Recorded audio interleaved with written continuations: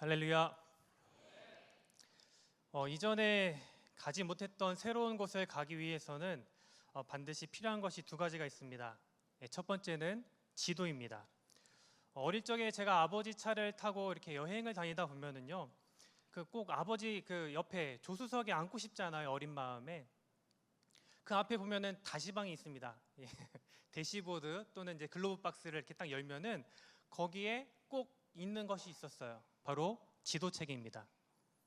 이 지도책을 보게 되면은 그 안에는 전국 지도가 다 들어있어요. 저기 전국 교통 도로 지도 되어져 있는데, 옛날에 차 안에는 다 저런 지도책을 꼭 하나씩은 구비를 하고 있었습니다.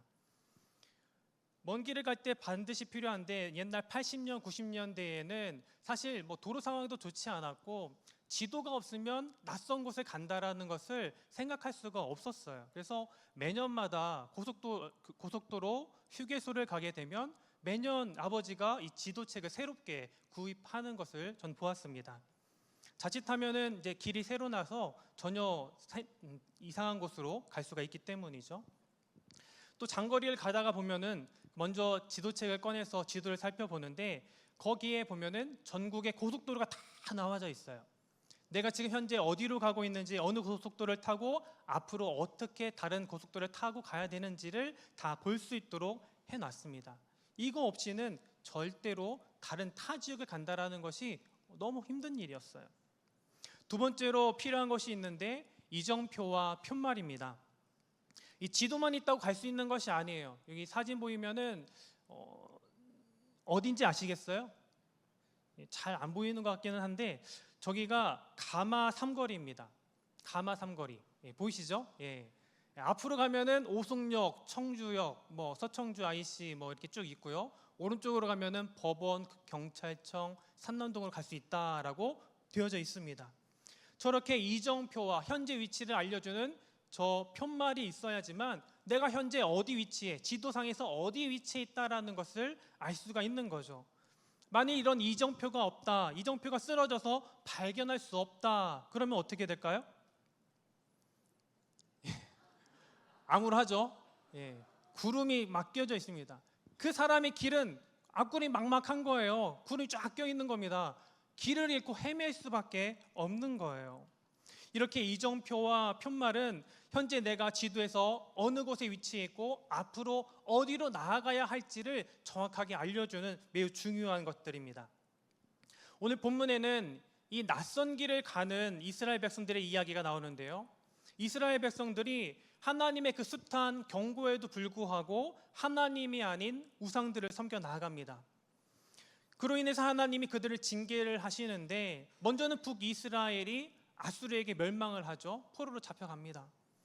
그리고 나중에 남유다도 바벨론으로 포로로 잡혀가게 되죠. 오늘 본문의 이야기는 이스라엘 백성들이 첫 번째 1차 포로로 잡혀가고 있는 그 상황을 묘사를 하고 있습니다. 21절입니다. 처녀 이스라엘아, 너의 이정표를 세우며 너의 편말을 만들고 큰 길, 곧 내가 전에 가던 길을 마음에 두라. 돌아오라, 네 성읍으로 돌아오라 라고 말씀하고 있어요. 여기에서 하나님은 포로로 잡혀간 이스라엘 백성들을 향하여서 너의 이정표를 세우고 편말을 만들라 라고 이야기를 하고 있어요. 여러분 잘 생각해 보세요. 내가 지금 포로로 잡혀가고 있습니다. 내가 이정표를 세울 일이 있어요, 없어요? 내가 길을 알아야 돼요, 몰라야 돼요? 알 필요가 없어요. 나를 이끌어 나가고 있는 사나운 군사들이 있단 말이죠. 군인들이 다 둘러서 먼저 앞서서 우리는 끌고 가고 있는데, 이스라엘 백성들이 이정표, 편말 이런 것들을 왜 세우냐는 거예요. 전혀 세울 필요가 없지요. 그런데 하나님은 이스라엘 백성들에게 이정표를 세우고 편말을 만들어라 라고 이야기를 하십니다. 왜 그렇습니까? 갔던 길을 다시 되돌아와야 하기 때문에 그래요. 하나님이 이스라엘 백성들이 예루살렘으로 되돌아갈 것을 미리 아시고 계획하시고, 그들로 하여금 너희들이 가는 곳곳마다 중간중간에 이정표를 만들어라, 편말을 세워 넣어라 라고 이야기를 하고 있는 것입니다. 지도를 한번 보여주세요. 저기 지도를 보면은 예루살렘에서 밑에 왼쪽에 왼쪽에 예루살렘이 있고, 오른쪽에 저기 바벨론이 있습니다. 왼쪽 예루살렘에서부터 가는데 직선으로 가면은 가깝겠죠. 직선 거리가 약 900km가 됩니다. 직선으로 가면 너무나도 쉽지만 저 가운데 텅 빈 공간은 광야예요. 사막입니다. 포로로 잡혀가는데 포로를 잡아가면서 광야를 지나간다, 사막을 지나간다, 그러면 그 사람들은 다 죽겠죠. 그러니까 저 위로 해가지고 다시 내려오는 거예요. 이렇게 빨간색으로 지도에 있는 부분이 1차 포로로 잡혀간 경로고, 또 보라색이 포로로 다시 돌아오는, 바로 조금 애매하게 색깔 보라색이 있는데요, 다시 돌아왔던 경로, 그리고 파란색이 두 번째로 다시 돌아왔던 경로입니다. 저 위에 이렇게 크게 올라왔던 그 경로를 보게 되면은요, 이 경로가 어떤 경로냐면 아브라함이 하나님의 부르심을 받고 가나안 땅으로 이동해 왔던 경로예요.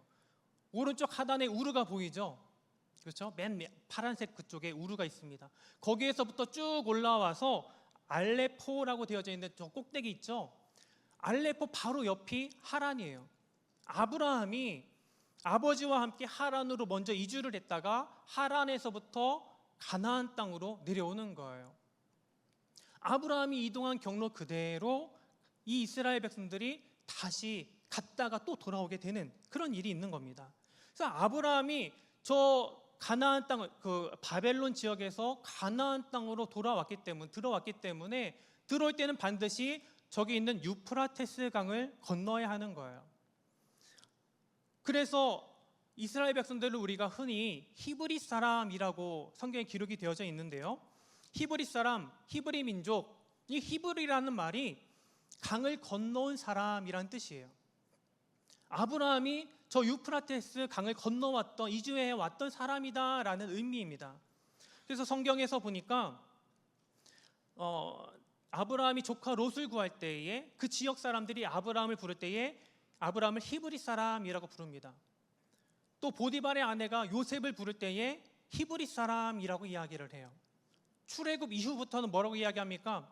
이스라엘 민족 자체를 히브리 민족이라고 지칭을 하고 있는 거예요.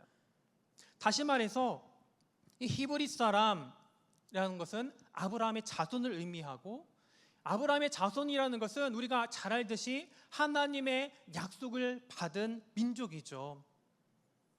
이것이 이스라엘 백성들의 정체성이라는 거예요. 그러니까 오늘 바벨론으로다가 내가 지금 이스라엘 백성들이 포로로 잡혀갔다라고 하는 것은 그들의 정체성, 히브리 민족이라고 하는, 히브리 사람이라고 하는 그 정체성을 잃어버린 것과 마찬가지예요. 그들은 본래 강에서 건너온 사람인데 다시 되돌아갔으니까 정체성을 잃어버린 것과 같다라는 겁니다. 정체성을 잃어버린 민족은 끝이죠. 다른 나라, 다른 민족에게 흡수되어져서 나중에는 흔적도 찾을 수 없게 되어집니다. 이미 이스라엘, 이 나라는 멸망했어요. 바벨론의 속국이 되었습니다. 사람들도 다 포로로 잡혀갔어요. 그러면은 이미 그것은 끝난 거예요. 그런데 하나님은 이 이스라엘 백성들이 잃어버렸던 그 정체성을 다시 되찾아 주시는 거예요. 그들로 하여금 그 건너편에서 다시 강을 건너서 돌아와서 히브리 사람이라고 하는 그 이름을 되찾을 수 있게 해주시는 겁니다. 누가 하시는 거예요? 하나님이 하시는 거죠. 그들의 힘으로는 절대로 다시 돌아올 수 있는 힘과 능력이 없었어요. 하나님이 바사왕 고레스를 통하여서 그가 강제로 다시 그들을 고향으로 되돌려 보냄으로 말미암아 그들이 히브리 사람이 되게 해주시는 것입니다. 하나님은 이스라엘 백성들의 이런 잃어버렸던 정체성만을 회복시켜 주시지 않으시고 그들이 잃어버리고 무너졌던 그 삶, 여러 부분들을 다시 또 회복을 시켜주세요. 첫 번째로 그들의 신앙을 회복시켜 주십니다. 본문 23절입니다. 만군의 여호와 이스라엘의 하나님께서 이와 같이 말씀하시니라. 내가 사로잡힌 자를 돌아오게 할 때에 그들이 유다 땅과 그 성읍들에서 다시 이 말을 쓰리니 곧 의로운 처소요. 그랬어요. 하나님이 이스라엘 백성들의 입술을 통하여서 다시 그들의 입술을 통해서 하나님을 찬송하게 만드는 거예요. 그들의 믿음과 그들의 신앙을 다시 회복시켜 주시는 겁니다. 잃어버렸던 찬양의 언어를 다시 그 입술에 불어넣어 주시는 거예요. 그래서 찬양이 흘러나가게 하고 하나님의 축복이 그 입술을 통해서 선포되어지도록 만들어 주시는 것입니다. 두 번째로 그들의 생활을 회복시켜 주시는데요, 24절에 이렇게 이야기합니다. 유다와 그 모든 성읍의 농부와 양떼를 인도하는 자가 거기에 함께 살리니 그랬어요. 전쟁과 그 포로로 인하여서 이미 이스라엘이 거주하던 예루살렘 주변의 땅들은 다 황폐해질 대로 황폐해진 상태예요. 한번 황폐해진 땅은 다시 회복시키는 것이 결코 쉽지가 않습니다. 지난 봄에 이제 안동 지역에 산불이 났잖아요. 그 홀랑 타버린 그 산이 다시 회복이 되려면 30년 이상 걸린다고 합니다. 그리고 그 안에 있는 모든 생태계가 완전하게 다시 자리 잡으려면 100년 이상 걸릴 수 있다라는 거예요. 그런데 하나님은요, 이 황폐해진 이스라엘 땅을 다시 한 번에 회복시켜 주시는 거예요. 농사를 짓고 목축을 할 수 있게 해주십니다. 되돌아온 사람들이 먹을 거 걱정하지 않고 살 수 있는 환경을 만들어 주시는 거예요. 일상의 삶을 회복시켜 주시는 것입니다. 그들의 생계를 책임져 주시는 거죠. 세 번째로 곤고한 심령을 회복시켜 주십니다. 25절에 보니까 이는 내가 그 피곤한 심령을 상쾌하게 하며 모든 연약한 심령을 만족하게 하였음이라 하시기로 그랬어요. 자, 여기서 상쾌하다라는 말이요, 충만 또는 시원이라는 의미를 가지고 있어요. 다시 말해서 하나님은 그 지친 영혼들을 충만케 하시고 새롭게 하시고 시원하게 만들어 주시더라는 거예요. 그 연약한 영혼이 이미 지치고 힘들어서 찌들어진 그 영혼을 다시 한번 회복시켜 주셔서 만족하게 만들어 주시더라는 겁니다. 이런 하나님이 베풀어 주시는 충만함, 이런 만족감, 그 누구에게서 얻을 수가 있겠습니까? 그 무엇과 비교할 수가 있겠습니까? 오직 하나님만이 주실 수가 있는 은혜인 것이죠. 이뿐만이 아닙니다. 하나님이 이제 이스라엘 백성들이 깨뜨렸던 하나님과 맺었던 그 언약, 하나님의 그 백성으로서 맺었던 그 언약을 새롭게 갱신해 주시는 거예요. 31절입니다. 여호와의 말씀이니라 보라 날이 이르리니 내가 이스라엘 집과 유다 집에 새 언약을 맺으리라. 이미 아브라함을 통해서 맺었던 그 언약들이 과거에 있었지만 이미 이스라엘 민족들이 그것을 배신하고 먼저 깨뜨렸단 말이죠. 그래서 이제 하나님이 이스라엘 백성들을 다시 되돌아오게 해서 히브리 사람이 되게 만든 이후에 다시 새롭게 그들과 새 언약을 맺어 나가시는 거예요. 33절입니다. 그러나 그날 후에 내가 이스라엘 집과 맺을 언약은 이러하니 곧 내가 나의 법을 그들 속에 두며 그들의 마음에 기록하며 나는 그들의 하나님이 되고 그들은 내 백성이 될 것이라. 여호와의 말씀이니라. 아멘. 하나님이 이스라엘 백성들과 다시 한번 언약을 맺는데 나는 너희의 하나님이 되고 너희는 나의 백성이 될 것이다 라고 이야기를 하고 계세요. 이스라엘 백성들이 하나님을 말로는 하나님을 섬긴다 하면서 수없이 많은 우상들을 섬겨나가고 하나님을 배신하였지만, 그래서 이름만 이스라엘 백성 하나님의 민족이라고 이야기를 했지만 이제는 내가 다시 너희들과 언약을 맺어서 나는 너희의 하나님이 되고 너희는 나의 백성이 될 것이다 라고 말씀하시는 겁니다. 또 33절입니다. 그들이 다시 각기 이웃과 형제를 가르쳐 이르기를 너는 여호와를 알라 하지 아니하리니 이는 작은 자부터 큰 자까지 다 나를 알기 때문이라. 내가 그들의 악행을 사하고 다시는 그 죄를 기억하지 아니하리라. 여호와의 말씀이니라. 아멘. 저는 이 말씀이 너무나도 좋아요. 너무 그냥 보기만 해도 막 그래요. 왜 그러느냐? 잘 보세요. 작은 자부터 큰 자까지 다 나를 알기 때문이다. 이 구절 때문에 그래요. 하나님을 모든 사람들이 다 알고 있다라는 거예요. 어린아이부터 장년에 이르기까지, 할아버지들에 이르기까지 모든 사람들이 다 하나님을 아는데, 알다, 제가 가로에 놓고 야다라고 써놨습니다. 알다라고 하는 히브리어 단어예요. 여러 가지 단어가 있겠지만 여기서는 야다라는 단어를 씁니다. 야다라는 단어는 아주 깊이 알고 있는 거예요. 겉으로만 아는 것이 아니라 정말 그 사람의 내면의 은밀한 것까지도 알 수 있는, 마치 부부간의 서로를 아는 관계처럼 아는 것을 이야기하는 겁니다. 그러니까 이스라엘 백성들이 하나님을 알되 하나님을 아주 깊이 알게 되더라는 거예요. 어린 아이에서부터 장년에 이르기까지 모든 백성들이 다 하나님을 그렇게 깊이 알고 있으니 얼마나 감사한 일입니까? 오늘 우리 금천교회도 모든 사람들이 그렇게 하나님을 알게 되기를 간절히 축복합니다.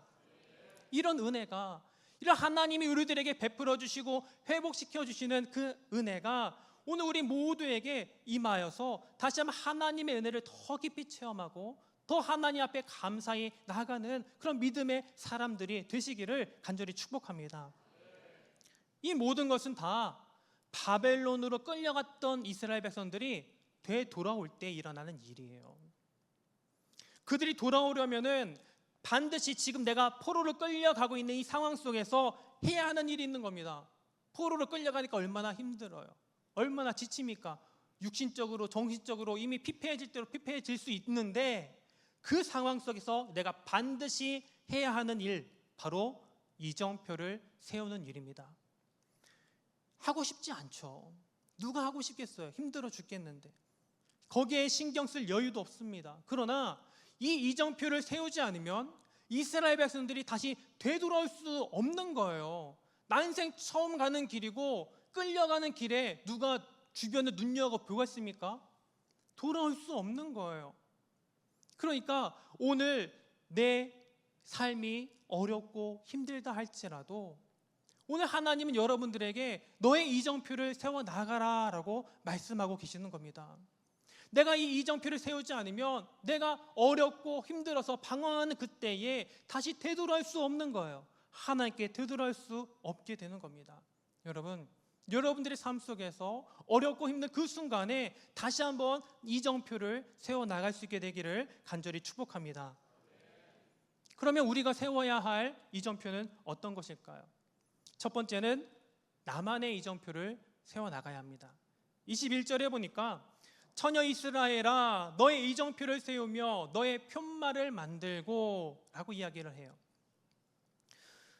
다른 사람이 가는 그 길이 내가 가야 할 길은 아닙니다.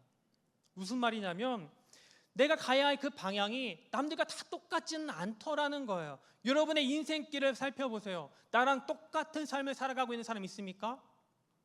비슷하게는 갈 수 있어요. 그러나 완벽하게 똑같이 가는 길은 단 하나도 없습니다. 우리 모든 인생은 다 각자 나름의 길을 가고 있는 거예요.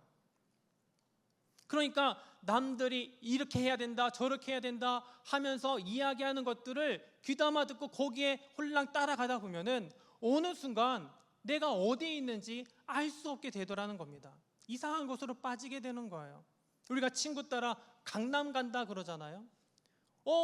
하다가 나도 모르는 이상한 곳에 떨어지게 되는 거예요. 인생이 그런 겁니다. 우리 인생길은 그 누구도 가보지 않은 길이에요. 모든 사람들이 각자 다른 길로 자신의 인생을 살아가고 있습니다. 다른 이의 인생, 삶, 참고는 될 수 있죠. 그러나 똑같이 흉내낸다고 되는 게 아니에요. 때문에 우리에게는 나만의 이정표, 나만의 편말이 필요한 것입니다. 문제는 내가 현재 어디 있는지를 모르는 거예요. 이정표를 세워야 되는데 여기에서 어디로 가야 되는지 이런 걸 알려면은 현재 나의 위치를 알아야 될 거 아니에요.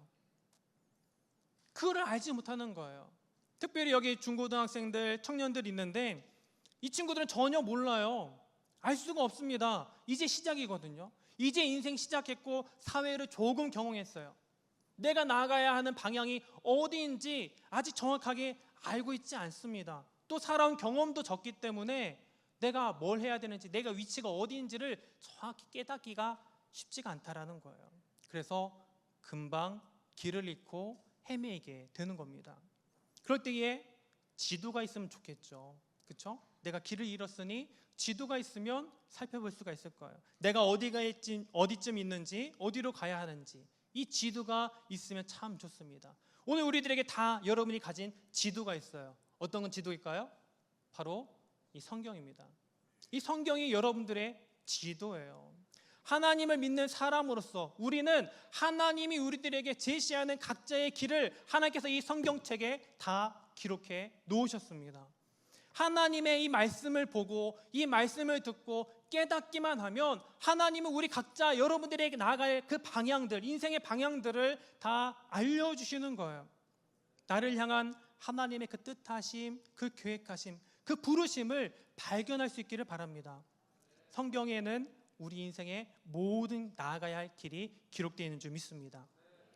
그런데 이 지도가 있다고 해서, 이 성경이 있다고 해서 다가 아니에요. 내가 보관만 하고 있으면 뭐합니까? 보지를 않는데, 그렇죠? 보면 뭐합니까? 뜻을 알지 못하는데, 그렇죠? 지도를 펴놓고서, 여러분 지도 읽을 줄 아세요? 군대를 가면은 독도법을 배웁니다. 뭐 대충이나마 이렇게 배워요. 지도상에서 내 위치가 어디고 내가 어디로 가야 할지 그걸 헤아리는 것이 독도법인데, 여러분 이런 말 들어보셨을 거예요. 울창한 숲에서 길을 잃어버리면 어떻게 해야 돼요? 어떻게 하죠? 위로 올라가라 그래요. 그렇죠? 숲에서 길을 잃어버리면 위로, 제일 꼭대기로 올라가라는 거예요. 여러분 생각해 보세요. 길을 잃었어요. 얼마나 지치고 힘이 듭니까? 방향 감각이 사라졌어요. 힘들어요. 근데 위로 올라가래요. 더 힘들죠? 그러고 싶겠어요? 그래서 대부분의 사람들이 아래로 내려가는 거예요. 근데 아래로 내려가면 내려갈수록 길은 더 복잡해지고 내가 어디 있는지 전혀 알 수가 없어요. 그러나 높은 곳에 올라가면 어떻게 해요? 내가 현재 위치해 있는 곳이 어떤 지형이고 저기에 뭐가 있고 내가 어디로 가야 하는구나 알 수 있게 되더라는 거예요. 그래서 높은 곳으로 올라가야지만 됩니다. 이렇게 지도를 보면서 내가 높은 곳으로 올라가서 현재 내가 위치해 있는 곳을 가늠해 보고 앞으로 내가 나아가야 할 그 방향을 알아내는 것, 이것이 무엇일까요? 바로 기도입니다. 독도법이 바로 기도인 거예요. 성경 속에서 그 뜻을 알고 하나님이 나에게 보내시고 하나님 나에게 가라고 명하시고 인도하시는 그 길을 알기 위해서 우리가 해야 되는 것은 기도입니다. 말씀을 보고 하나님 앞에 기도하면서 내 삶을 온전히 하나님께 내어 맡기는 거예요. 그러면 하나님께서는 우리들에게 그 길을 보여주시는 줄 믿습니다. 왜냐하면 하나님이 이미 저 하늘에서 우리를 내려다보고 계시는 거예요. 가장 높은 곳에서 우리 인생을 하나하나 살펴보고 계시기 때문에 내가 어디로 가야 되는지, 어느 길이 좋은 길인지를 다 알고 있다라는 거예요. 직선 거리 좋죠. 그런데 가면 죽어요. 삥 둘러가는 건 어렵고 힘들어요. 짜증나요. 내 인생 왜 이렇게 꼬였나 할 수 있어요. 그러나 그 길이 정답일 때가 있더라는 겁니다. 이건 무엇으로요? 기도할 때, 우리가 하나님 앞에 간절히 기도할 때에 보이지 않았던 길이 보이고 절망 가운데 있었던 우리가 하나님 앞에 나아가서 더 뛰어서 나갈 수 있는 그런 힘과 능력과 용기가 우리들에게 생기는 줄 믿습니다. 여러분 현수막을 보세요. 내 길을 하나님께 맡기라, 주가 이루시리라. 아멘.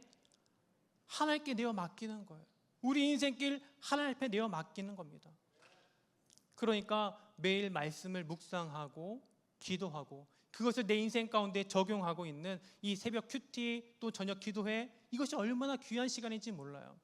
여러분 새벽 예배 나와라, 저녁 기도회 나와라 그러면은 어떻게 해요? 힘들어요. 피곤해요. 그럴 여유가 없어요. 남들 다 똑같아요. 그런데 그럼에도 불구하고 그 자리에 나오시는 분들이 있단 말이죠. 이 분들은 나의 이정표를 세워나가고 있는 분들인 거예요. 어렵고 힘들수록 내가 할 일은 무엇이냐? 이정표를 세워나가는 겁니다. 두 번째는 과거의 신앙의 경험들을 우리 마음 가운데 두어야 합니다. 21절을 보겠습니다. 처녀 이스라엘아, 너의 이정표를 세우며 너의 편말을 만들고 큰 길, 곧 네가 전에 가던 길을 마음에 두라 그랬어요. 네가 전에 가던 길이 뭐예요? 네가 왔었던 그 길, 그것을 마음에 두라는 겁니다. 무슨 말입니까? 과거에 내가 경험했었던 것들, 그것들을 마음에 두라는 거예요. 내가 신앙생활하면서 하나님을 만났었던 경험들, 그 자리들을 기억하고 마음에 두라는 겁니다. 이것이 나의 삶의 이정표가 되어지는 거예요. 여러분, 신앙생활을 하면서 어려울 때가 있죠. 힘들 때가 있습니다. 그때 우리가 하나님 앞에 간절히 기도하고 하나님을 만나는 때가 있어요.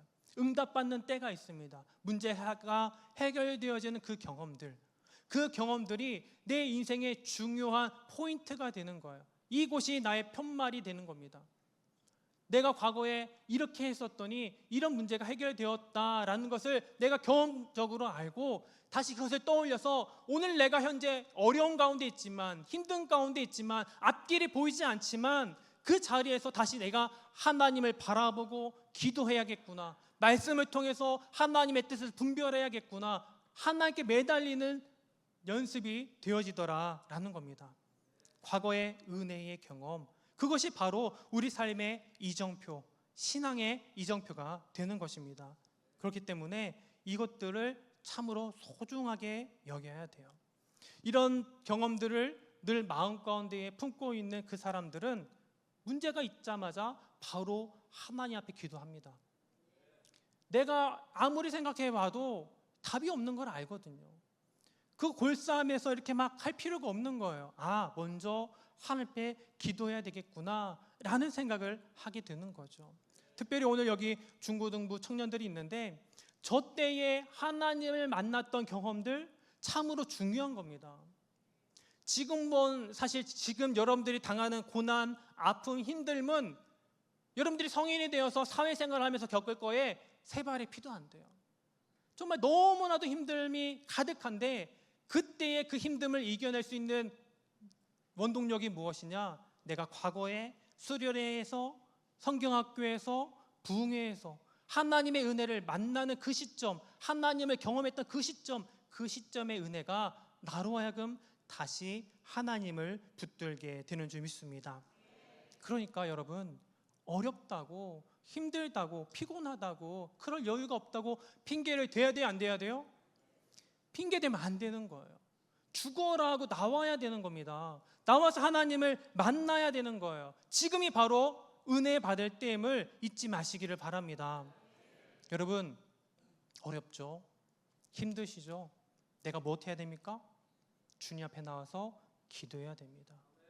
하나님의 말씀을 듣고 묵상하고 하나님께 뜻을 묻고 길을 묻고 하나님 앞에 기도의 응답을 받아서 하나님이 원하시는 길로 나아가는 저 여러분들 되시기를 간절히 축복합니다. 제가 결혼을 하고 신혼 초에 정말 힘들었던 시기가 있어요. 저는 이제 작은 교회에서 한 100여 명 정도 있는 교회에서 사역을 하고 있었는데 아내는 노회의 간사로 일을 하고 있었습니다. 그리고 결혼해서 첫째가 바로 생겼어요. 예성이가 허니문 베이비입니다. 그래서 첫째가 바로 생기고 그렇게 있었는데 아이가 생기다 보니까 차가 있어야겠구나 하는 생각이 들었어요. 차를 구입을 했습니다. 승용차를 하나 구입을 했어요. 그리고 일주일이 지났습니다. 갑자기 아내가 해고 통지를 받았어요. 직장을 잃어버린 거예요. 당시 아내가 200만 원 정도를 벌었고 제가 160만 원 정도를 받았습니다. 절반 이상이 수입이 사라진 거예요. 거기다가 차를 할부로 샀죠. 매달 50만 원씩 나가야 했어요. 160에서 50만 원 까고 보험료 까고 헌금 빼고 뭐가 남죠? 거의 남는 게 없는 거예요. 그때부터 빛의 자녀로 살기 시작했습니다. 우리는 항상 빛 가운데로 걸어가요. 그렇게 2년 정도가 되었는데요. 2년이 지나니까 그때는 이자도 못 갚게 되는 거예요. 이자만 겨우겨우 내는데도 이제는 이것조차 갚지 못할 상황이 곧 오겠구나 하는 생각이 들게 되더라고요. 그래서 그동안 아내가 이제 직장을 잃었으니까 자격증을 따서 보육교사 자격증을 따서 이제 일이라도 좀 해서 한 달에 100만 원이라도 좀 벌어야겠다 하고 이제 했어요. 그래서 취업이 되었습니다. 월요일이면 출근을 해야 되는데 주일 저녁에 아내가 임신한 사실을 알았어요. 이자도 못 내는데 임신을 했어요. 아내가 그때 펑펑 울었어요. 우리 어떻게 사냐고, 이제 어떻게 해야 되냐고 막 펑펑 우는 거예요. 그래서 그때에 제가 아내와 이제 막 돌 지난 예성이를 앉혀놓고 가정 예배를 드리기 시작했습니다. 마태복음을 펴고 마태복음 1장부터 말씀을 전하는 거예요. 마태복음 1장에 뭐가 나와요? 낳고가 나오죠.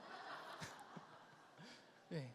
근데 그 낳고에서 하나님이 저에게 주시는 말씀은 걱정하지 말라는 거예요. 염려하지 말라는 거예요. 담대하라는 겁니다. 하나님이 내 마음 가운데 확신을 주시고 저는 담대하게 아내와 예성이를 놓고 설교를 하고 있는 거예요. 담대하게. 그러니까 아내는 또 그 말씀을 받고 아멘 아멘 하면서 확신을 얻는 거예요. 기적이죠. 그런데 말 그대로 약발이 오래 안 가요. 하룻밤 자고 나면 어떻게 해요? 어떡하지? 어떻게 살지? 여러분 다 경험해 보셨죠? 예, 그런 경험 있으시죠? 아니에요? 이게 오락가락 하는 겁니다. 그 염려와 걱정이 해결이 되어지지 않는 거예요. 그런데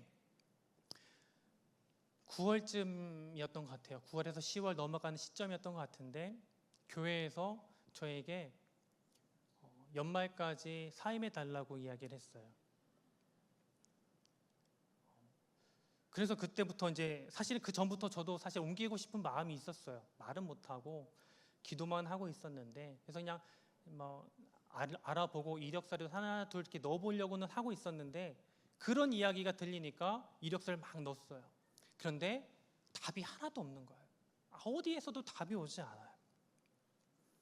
이러다가 진짜 길거리에 나앉을 수도 있겠다 하는 생각이 들었어요. 하루는 제가 고속도로를 달리고 있었습니다. 찬양이 흘러나왔는데 그 찬양이 마치 그 찬양의 가사가 내 현재 모습 같았어요. 항해자라는 곡인데 내가 마치 그 망망한 바다 위에 어디로 가야 할지 모르고 표류하고 있는 모습처럼 느껴졌어요. 그리고 그 찬양의 가사를 따라 부르면서 펑펑 울면서 한 2-3시간을 계속 운전하면서 찬양하면서 기도하면서 그렇게 나갔던 기억이 있습니다. 우리 함께 이 찬양 같이 불러봤으면 좋겠는데요. 높아요. 그래도 따라 불러주세요. 하나님, 제가 어디 있는지 저는 알지 못합니다. 제가 어디로 가야 할지 저도 알지 못합니다. 하나님, 제발 나를 이끌어주세요. 제가 나아갈 방향이 어디입니까?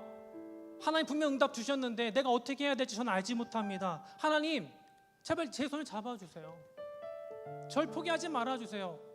이 운전대를 내가 잡고 있는 것처럼 하나님께서 나를 잡아서 나를 인도해 주세요. 내 인생의 길을 잡아주세요. 하나님께 간절히 기도하면서 찬양하며 나갔습니다. 나 비로소 이제 깊고 넓은 바다 간다. 두려움에 떨고 있는 내 손을 주는 결코 놓치지 않으셨다.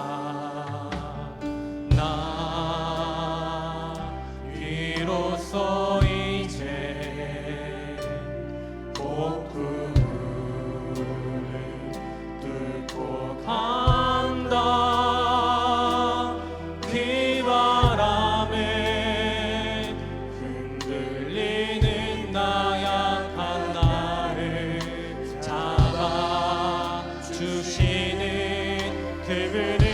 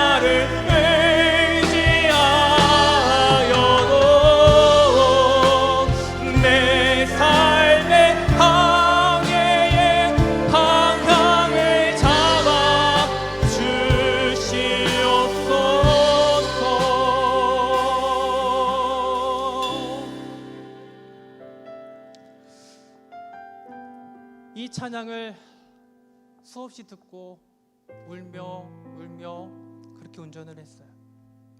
그리고 12월이 되었습니다. 분명 하나님이 나에게 주시는 마음은 있었어요. 하나님이 예비하셨다고, 하나님의 그 응답하심이 분명히 제 마음 가운데에는 있었습니다. 그런데 여전히 사역지는 구해지지 않았고 저의 사정은 나아지지 않았어요. 사실 12월은 저에게는 마지막 벼랑 끝과 같았습니다. 12월이 지나면 진짜 이자도 못 내는 상황이 될 것이기 때문에 그래요. 열심히 기도했지만 무언가 나아지는 것이 없었습니다. 그리고 12월 23일이 되었어요. 담임 목사님께서 저를 부르셨습니다. 아직 사역지를 구하지 못했느냐고 물으시고 저에게 쪽지를 하나 건네주셨어요. 여기 적힌 전화번호로 한번 전화를 해보라는 겁니다. 목사님 잘 아시는 목사님이신데 한번 통화를 해보고 면접을 보라는 거예요. 그래서 그날 당장 면접을 보고요, 12월 31일 날 부임을 했습니다. 저희가 원하던 100만 원 정도의 월급을 더 받을 수 있는 곳이었고, 제가 원하던 위치의 교회, 제가 원하던 사이즈의 교회, 제 아내가 결혼하기 전에 늘 살고 싶어 했던 예쁜 동네가 있는데 그곳에 사택이 있었어요. 제가 고민하고 염려하던 그 부분들 또는 그 외의 부차적인 것까지도 하나님이 한 번에 다 해결해 주시더라는 겁니다. 제게 한 게 무엇일까요? 전 사실 아무것도 한 게 없었어요. 그저 말씀 보고 기도하고, 어떻게 보면은 그 상황 속에서 내가 제자리 걸음만 한 것처럼 보였어요. 그런데 이것이 뒤돌아보니까 내 삶의 이정표를 세워나가는 일이었습니다. 나로 하여금 하나님께서는 그곳에서부터 내가 어디로 가야 할지를 이미 아시고 계획해 놓으시고 준비해 놓으셨어요. 나의 필요를 다 채워주시고 나로 하여금 하나님을 바라보면 하나님이 내 삶을 이렇게 책임져 주시는구나 깨닫게 해주셨습니다. 사는 성도 여러분, 힘이 드십니까? 지금 어려우십니까? 지금 내가 감당하기 어려운 삶의 문제로 힘겨워하고 있다면 이 시간 여러분 그 삶의 이정표를 세워나가시기를 바랍니다. 주님 앞에 나오십시오. 말씀을 묵상하고 기도하십시오. 하나님 앞에 간절히 부르짖으세요.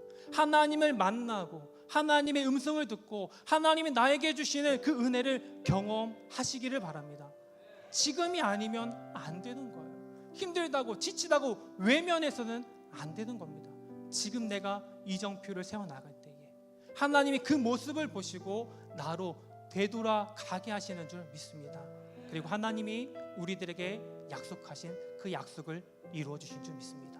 이 시간 다시 한번 우리 금천의 모든 성도님들이 삶의 자리에서 각자의 이정표를 세워나가고 하나님이 원하시는 길, 하나님이 뜻하시는 그 길로 나아가서 하나님과 늘 동행하는 저 여러분들 되시기를 간절히 축복합니다.